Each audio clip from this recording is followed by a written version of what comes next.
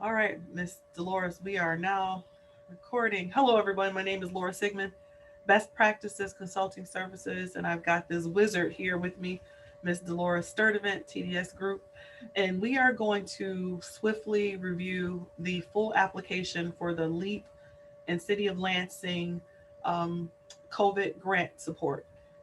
So we're going to go through all the self-explanatory pieces as well as the pieces we think that actually may be a little hang up or cause you some challenge. First and foremost, it wants your vital statistics or regular information. Is the applicant the majority business owner? Simple yes or no after you put your name, email, phone number, business name, address. If you're not familiar with Dunn's number, they've done a really great thing in giving you a hyperlink here where you can go in yourself and apply for your Dunn's number. Make time in your schedule to do that. It'll take you somewhere between 20 and 30 minutes, sometimes on the other side of maybe an hour, hour and a half. So if you're not able to do it all in one sitting, do your advanced review for your Dunn's number. And if you don't know if you have one, you can do a technical assistance request and we'll do a quick search and find out for you. Now, there are some things that you need to review. I'm going to make this a little bit smaller. Ms. Dolores, if you could let me know if it looks really too small for them to read it, then I'll expand it again. Okay. So they're asking that you have a pre-application certification saying that you reviewed the information and all the documents, and you can review them again if you haven't at Lansing, Michigan, or mi.gov/small business, saying that you understand that you will not be able to edit the application once you've actually submitted it. So once you submit, it is a done deal. You can't go back and modify it at all. So be clear and aware of what it is you're trying to actually submit. I've reviewed my pre-application and tested all the information provided, including the business's service area as defined on the service area map provided with the pre-application remains accurate. If you made any changes, you must inform the Lansing Economic Development Corporation and complete an updated pre-application. So you've gone through these pieces here. Next, you're into business ownership. So under the tax code or tax and code acknowledgments, they're asking for multiple owners or people who may have a stake in your particular business. And if it has um, partners of more than 20% ownership, then you need to go through this litany of questions. They're pretty much simply asking you about your payment plans for the city of Lansing, the state of Michigan, and the federal government. And you'll answer yes or no as those things are applicable. And finally, they'll say to you here that be aware that if awarded, you may be required to complete the Treasury information form. All right. If you're going for the grant, you may be required to do that particular form, which is not currently available, but I'm sure they can get you a copy if you request it. So here you're certifying about your business operations and registration information. I certify that my business is up to date on all local and state applicable licenses. I certify that my business is not suspended, debarred, or otherwise prohibited. What they're indicating here is that you're not lobbying, you're not in the gambling business, you're not doing pyramid business. There are certain insurances that are prohibited from. So anything that's prohibited on the federal level to do business with on the federal level is what they're referring to because these are federal funds. I do certify that my business is current on all applicable licenses and business operations and or property. You want to answer yes or no truthfully. And then we're down to the business type. So S corp, C corp. The only designation that probably needs to be, or distinction that needs to be made is if you are a therapist, if you are a CPA, if you are an attorney, you're the only ones that need to be selecting the professional version of any of those allocations. Here, please review the industry type before you select to make sure that you're in the right space. Just look at them all, then go back and select the right one. The business year you were established seems pretty self-explanatory. Here, you don't currently have to be a Lansing-based business. You have to service the city of Lansing. But the question is asking you, were you founded in Lansing? Yes or no. And are you headquartered in Lansing? Yes or no. So you could be yes on one and no on the other and still select yes. How long has the current owner occupied this business? Meaning, it could have been bequeathed to you, you could have bought it, something like that. So the date it was actually or that it originated may be different than the day that you took ownership. Just put that information in there. Ms. Dolores, I need a break. How about you? Yes. So in this section, you would describe, is your business home based or do you have an office outside of the home? Is the business a locally owned or operated franchise? You would indicate yes or no. How many business locations does the business have? One, two, three. And then you would enter your business employment information. We need to know the number of full-time employees as of January 1st, 2021, including yourself, excluding yourself, I'm sorry. Total number, including yourself. Yes. Total full-time employee hours worked weekly, number of part-time employees as of January 1st, 2021, and the total part-time employee hours worked weekly. They're The all. average, Oh, go ahead. Go ahead. the average hourly wage or annual salary of employees, excluding the business owner, the number of full-time employment jobs created during the award period, number of FTE jobs retained during the award period. And the important thing about this is this has an impact on the dollars received and how you're using them. Right. So they intend for you to forecast how you'll use that money. So that's the impact that Ms. Dolores was just referring to. So they want here for you to provide a brief narrative explaining the impact that COVID has had on your business and what steps you've actually taken to adapt in response to this pandemic. Be very clear. They're not asking for a book, but give them some bullets. As of March, we were here in sales and we had this many clients, or we were able to do this much business. During the second quarter, third quarter, fourth quarter, we saw this percentage of a decline in our operation. And then we were able to pivot and do this or this or this or this to stay abreast. Okay. And then they're asking you about the current status of your business operation. Are you partially open? Are you closed? Are you full throttle? What exactly is going on in your business? And then they're asking too for you to give a narrative on the community service area and what that impact you have, what the impact is that you have in that community that you're serving based on that service area map that you pre-selected in your pre-application. This piece here for the loan amount, think through. Now they're asking you to think through, is early in the application, but they want you to think through how much are you requesting. Later in the application, you'll see they'll ask you to defend the request. But here they're asking for the loan amount that you need. All right. And as you're considering that loan amount, please remember that you have to repay it. It's a forgivable loan. It's a forgivable loan, but in the event that something occurs and it's not, you may have to repay it. So think twice about what the amount that you're putting in and that you're able to provide the information to support that amount. Excellent. Here, they're asking the simple information about a conflict of interest. Of course, we expect that you know if you have any family or close friends that are associated with the Lansing Economic Development Board or any of the staff at the Lansing Economic Area Partnership. They also want to know if you have any financial connections related to those spaces. And if so, please provide the name and the relationships for those individuals. We're down to the actual attachments, which may give you a little angst.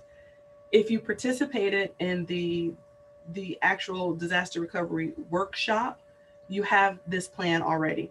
They provided you also a link here that you can fill out yourself and then just upload it. They provided you the link to the W-9 form. The form is 4 or 5 pages long. You only fill out the first page, is just like a half a page, so it should be problematic. Proof of insurance is something that you'll have to have, and if you don't have it, you better be certain that you say you'll procure that insurance as a result of the technical assist. I'm sorry, the grant amount.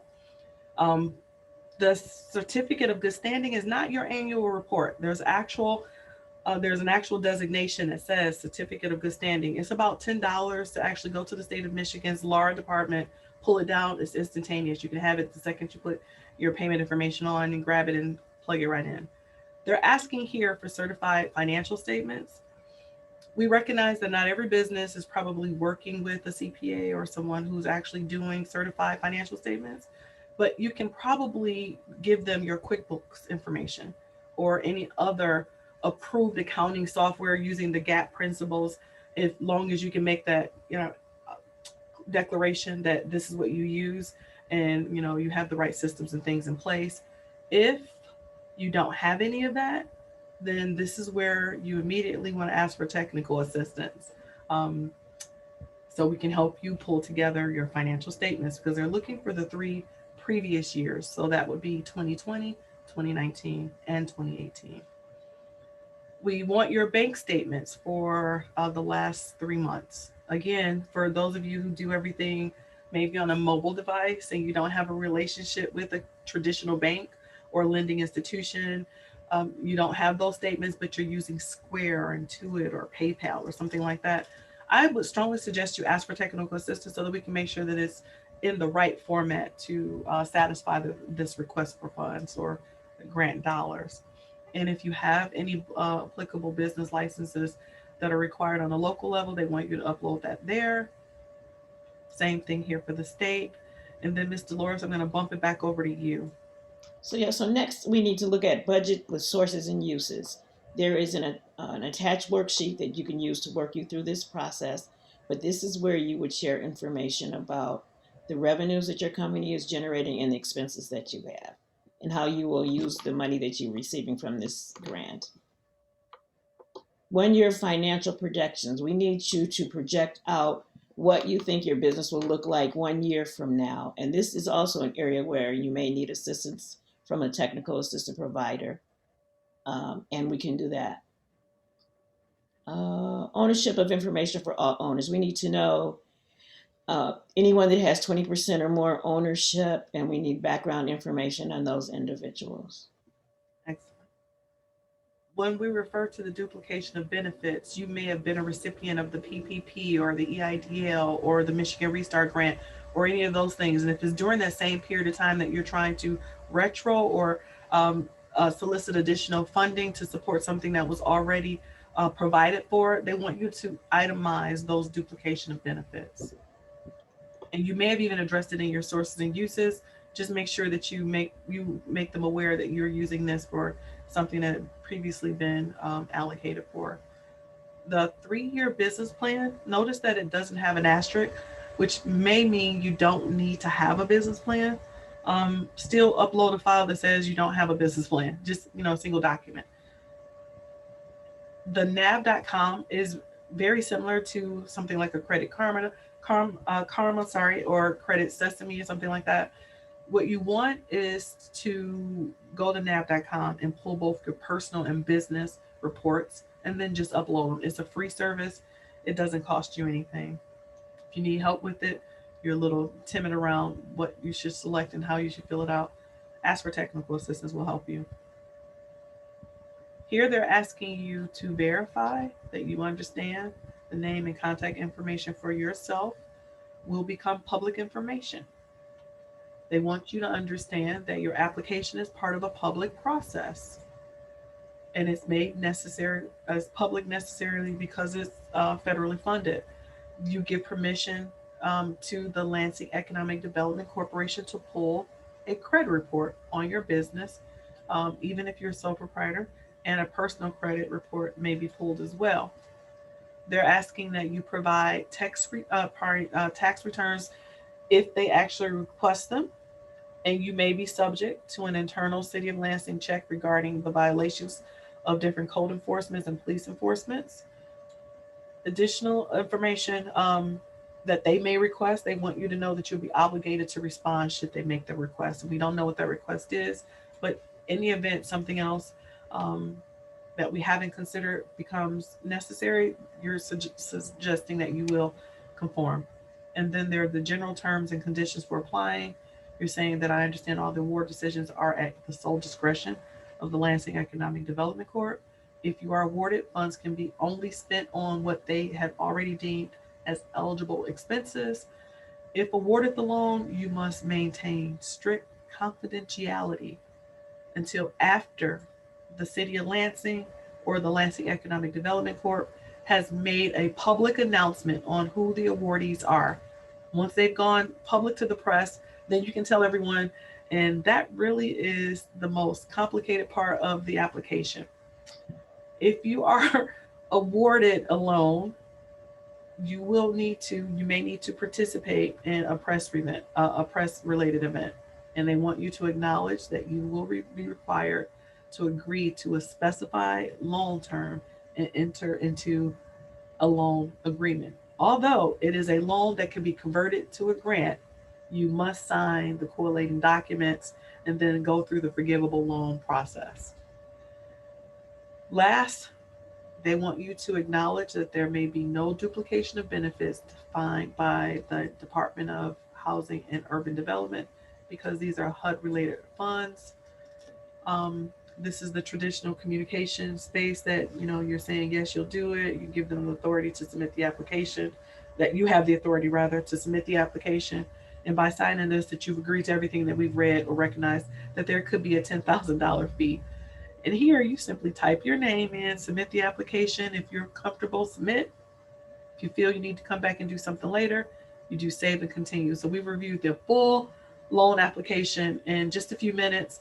If you have any questions, you can ask for the technical assistance um, support and best practices consulting services with Ms. Dolores Sturdivant and Laura Sigmund. We're here to support you. You can go back to the email exchange that was provided early on and get access for that. Thank you and goodbye. Bye. Okay, let me grab my dog before you play that back. She's outside.